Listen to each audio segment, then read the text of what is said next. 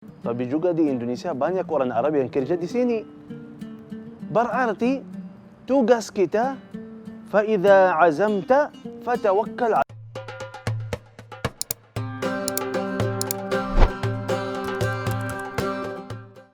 Hidup penuh kesulitan, tapi orang sukses adalah orang yang berani melewati tahapan-tahapan kesulitan.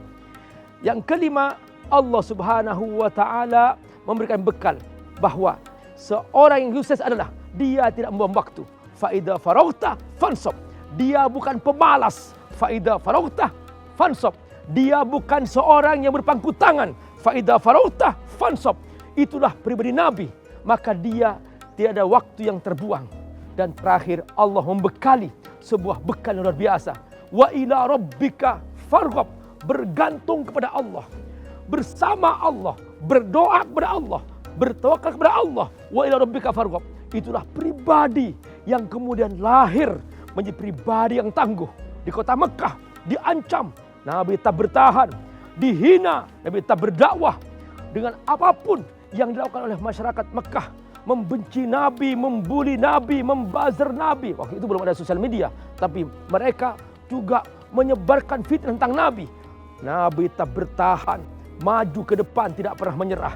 Inilah dari hasil didikan Allah Subhanahu wa taala.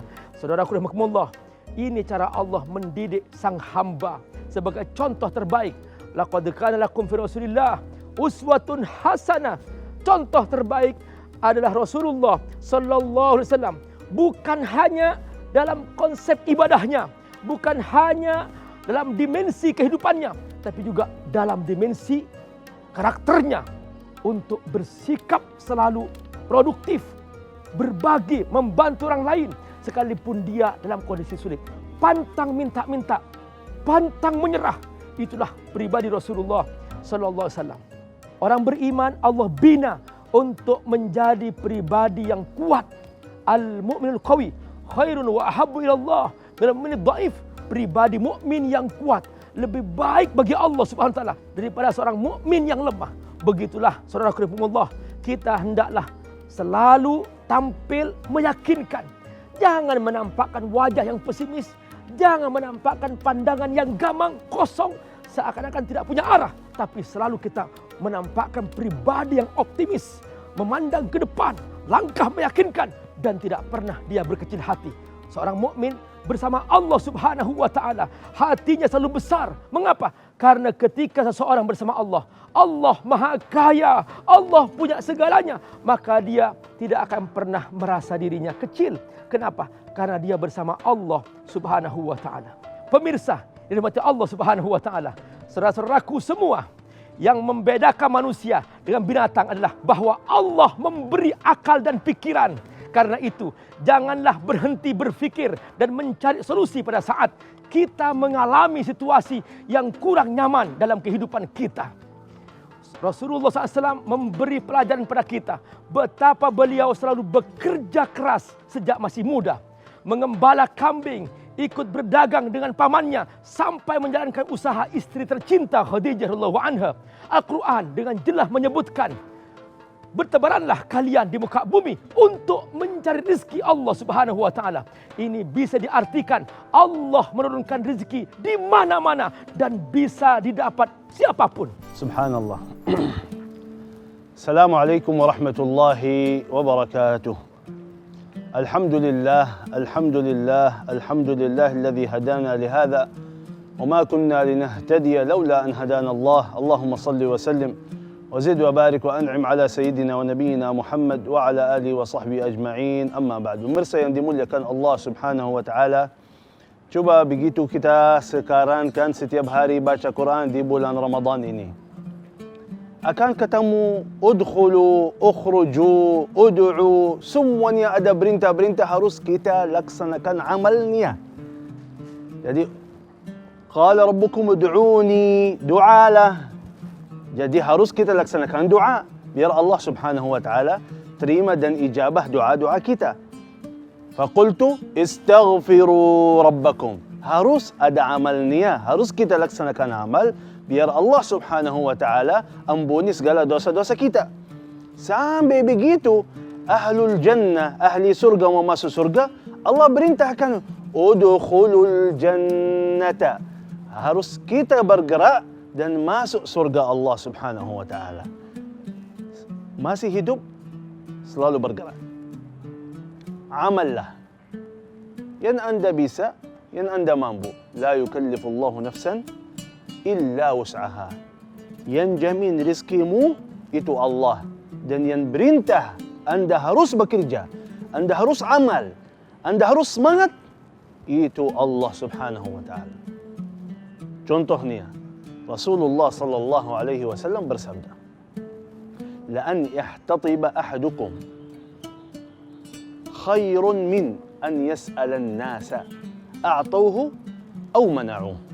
Lebih baik bagi seorang dia cari kayu di mana-mana aja. Karena zaman itu gak ada yang pakai, gak ada ovennya, jadi harus pakai kayu. Jadi kata Rasulullah, kalau anda cari kayu di mana-mana aja, kemudian datang dan jual kayu itu, lebih baik pada minta-minta kepada manusia, mungkin kasih dan mungkin juga tidak kasih. Itu ajaran Islam. Sesuai keadaan kita di zaman ini sekarang. Ya, banyak sudah tutup usahanya, keluar dari kerjaannya, bangkrut pabriknya, usahanya, hilang semuanya.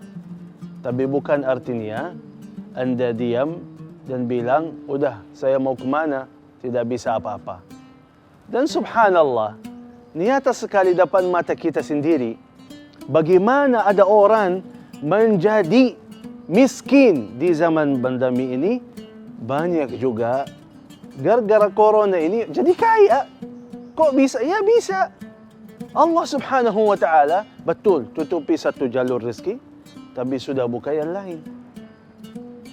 Contohnya, orang Indonesia berangkat kerja di Arab, tapi juga di Indonesia banyak orang Arab yang kerja di sini.